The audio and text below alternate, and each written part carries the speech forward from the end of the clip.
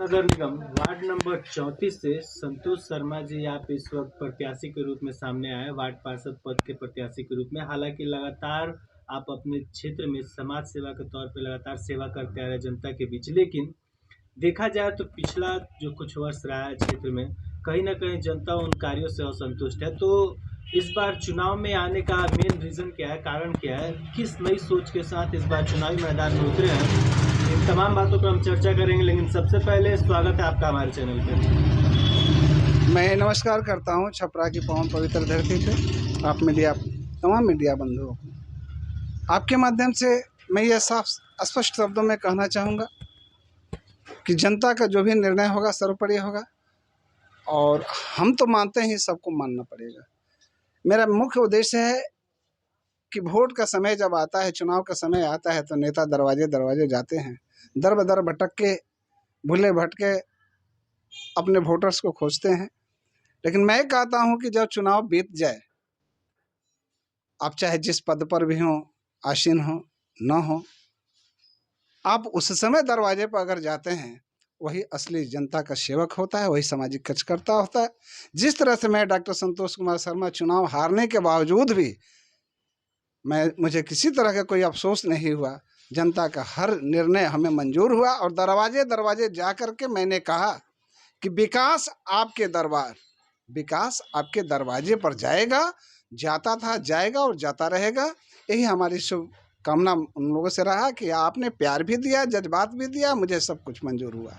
लगातार जो पिछला चुनाव आते आया है इस क्षेत्र में, तो कुछ ना कुछ कम वोटों से आप पराजित हुए अपने क्षेत्र की जनता से। तो इस बार आपका चुनाव को लेकर तैयारी कहाँ तक संपूर्ण है? क्या लड़ाई में कोई विपक्ष दिख रहा है या नहीं? मुझे तो दूर दूर तक कोई प्रत्याशी नजर नहीं आता है, लेकिन जो भी नए पीढ़ी अगर आएंगे तो मैं सबको कहूँगा कि चलो चले संतोष के संग। संतोष में वो एक चीज़ है जो जनता बताएगी कि हर दुख सुख में मैं 365 दिन लगे रहता हूँ, चाहे जो भी परिणाम हो उससे हमें मतलब नहीं। मुझे सेवा करना है, मैं सेवक हूँ, सेवा करता रहूँगा। मुझे ये कहने में थोड़ा भी हिचक नहीं है कि विकास ही मनुष्य को एक पहचान बनाता है, विकास ही सर्वोपरि है। और मेरा है नहीं, ये दिल में सबको होना चाहिए कि विकास करके ही आगे बढ़े, अपनी पहचान बनाए, वही सच्चा समाज सेवी होता है। संतोष जी, जैसा कि आप समाज सेवी के नाम से जाने जाते हैं, तो आपके क्षेत्र में कुछ ऐसे किए गए कार्य बिना किसी पद पे रहते हुए जो जनता के बीच चर्चा का विषय हो? जी, अभी नियंत्रण मेरा कार्यक्रम चला है पूरे बिहार में। फर्स्ट बार कोरोना का जब महामारी का दौर चल रहा था, जिस दिन हमारा बिहार सरकार ने कोरोना का लागू किया, पूरी तरह से लॉकडाउन हुआ, मैं तीसरे दिन अपना अंगूठी, सिकरी, घड़ी सब बेच करके, और हर व्यक्ति को, जो ऐसे व्यक्ति हैं जो हैंड टू माउथ है, जो कमाने खाने वाले हैं, उन व्यक्तियों के यहाँ जाकर पूछा जा सकता है। और मैं 6 माह तक बांटते रहा। ब्रेड दिया, बिस्कुट दिया, भूंजा दिया, सत्तू दिया, सतुई दिया, बेसन दिया, आलू दिया, प्याज दिया, आटा दिया, चावल दिया, यहाँ तक कि करू तोल सोयाबीन वगैरह सब कुछ, नमक तक मैंने दिया उन गरीब परिवारों में कि जिस तरह से मैं 3 टाइम खाता हूँ, 1 टाइम खाऊंगा, 1 टाइम उन्हें भी खिला करके रहूंगा। और इस तरह की मैंने सेवा किया। यानी जो बन पड़ा है वो आपने किया? जी बिल्कुल मैंने तो किया। क्षेत्र की जनता अगर आपको पद देती है, वार्ड पार्षद का पद, तो प्राथमिकता क्या होगा क्षेत्र की जनता के लिए? क्षेत्र की जनता के लिए मेरा यही प्राथमिकता होगा कि जो विकास आज तक अधूरा रहा या हुआ ही नहीं, अधूरा की बात तो मैं कहूँ तो वाजिब नहीं होगा, लाजिम नहीं है, लेकिन मैं कहूँगा कि संतोष एक बार 2019 में चुनाव जीते, 888 वोट से हम लीड किए थे, और मुझे समाज सेवा अनमोल रत्न से सम्मानित किया गया था, जो छपरा में अवार्ड शायद पहली बार किसी पार्षद को मिला था, उसके बाद आज तक नहीं मिला है। तो जो भी अधूरा काम है, जैसे खनुआ नाले की सफाई हुआ, आज भी हमारे क्षेत्र जटई पोखरा जाके देखिए, एक भी सीढ़ी घाट नहीं बना है। और हम सभी जनता, हमारे टीम के कार्यकर्ता जटई पोखरा के खनुआ नाले की सफाई करते हैं, छठ व्रतियों को यथासंभव चाय, दूध, ब्रश, दातुन, ये सब चीज़ हम लोग उपलब्ध कराते हैं और मैं खुद डील करता हूँ। आज भी मेरे क्षेत्र में आज़ादी के 70 साल, संभवतः 70 साल हो गए, और 70 साल में आज भी बांस के चेचरी पर चलने को मजबूर है मित्रों। जब बाढ़ आ जाती है तो कम से कम, और बरसात आ जाती है तो कम से कम 5 महीना 6 महीना आसानी से वो लोग बांस के चेचरी से आते जाते हैं, जिसका मिसाल आज भी 2-2 बांस की चेचरी है। तो जो ये सेवा आप अपने क्षेत्र की जनता को देते आ रहे हैं, जी जी।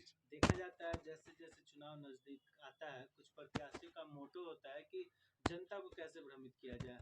उस समय जातिवाद का प्रयोग किया जाता है या फिर धन बल का प्रयोग किया जाता है, जिससे जनता गलत कैंडिडेट का चुनाव कर लेती है। तो इन तमाम बातों से जनता से क्या अपील करना चाहेंगे? जनता से मैं अपील करना चाहूँगा कि 365 दिन सत्तू खाओ, लेकिन वैसे प्रत्याशी, वैसे जनप्रतिनिधि को चुनो, वैसे सामाजिक कार्यकर्ता को चुनो कि सत्तू खाएगा तो सत्तू खिलाएगा। ऐसे प्रत्याशी को चुनाव नहीं करना है जो 1500 दे और मुर्गा और दारू का सेवन करे, जिसका आज हमारा पूरा बिहार विरोध करता है। दारू का आज भी धरले से हमारे मौना भगार पर, मौना हुसे छपरा 44 मढ़ाला पार, ये सब दारू के एक अड्डा है। तो क्या लग रहा है इस बार जनता जागरूक हो चुकी है? मित्रों, मैं बता दूं पत्रकार बंधु कि जनता इतनी जागरूक है कि 15 साल की रिजल्ट उन्होंने खोज लिया है और चुन लिया है, और मने मने हर चीज मंत्रमुग्ध हो चुके हैं कि इस बार जनता पलट के दिखाएगी। चूंकि रोटी को एक करवट रखेंगे तो वह जल करके राख हो जाएगा। रोटी बनाने वाले से कहें कि क्या ये रोटी खाओगे, तो वो भी नहीं खाएगा। तो बनाने वाला जब नहीं खाएगा तो खाने वाले कैसे खा पाएगा। इसलिए रोटी जल चुकी है। बदलाव आवश्यक है। बदलाव इस समाज का रीति है, रिवाज है। जो नहीं करेगा, नहीं बढ़ेगा, समाज इसका उदाहरण है, और इस बार चुनाव में परिणाम जनता देगी। तो अंत में आगामी चुनाव को लेकर जनता से क्या अपील करना चाहेंगे? जनता से अपील यही करेंगे कि विकास आपके द्वार, जो विकास किया है, नियंत्रण आपके साथ। 5 साल हारने के बावजूद भी जो भी प्रतिनिधि रहे हैं, 5 साल तक अगर आपका विकास किए हैं तो आप उनके साथ जरूर रहिए। जो भी विकास किया है, क्योंकि विकास की नदी बह रही है, इस सरकार में विकास की नदी बह रही है, केंद्र सरकार हो या बिहार सरकार हो। जब हमारे यहाँ सुखाड़ पड़ा हुआ है तो फिर विकास की ब्यार नहीं बह रही है, नदी नहीं बह रही है, तो फिर वैसे प्रतिनिधि को चुनने से क्या फायदा है। चुने उसे जो विकास आपके द्वार पर हो। जी, बहुत बहुत धन्यवाद।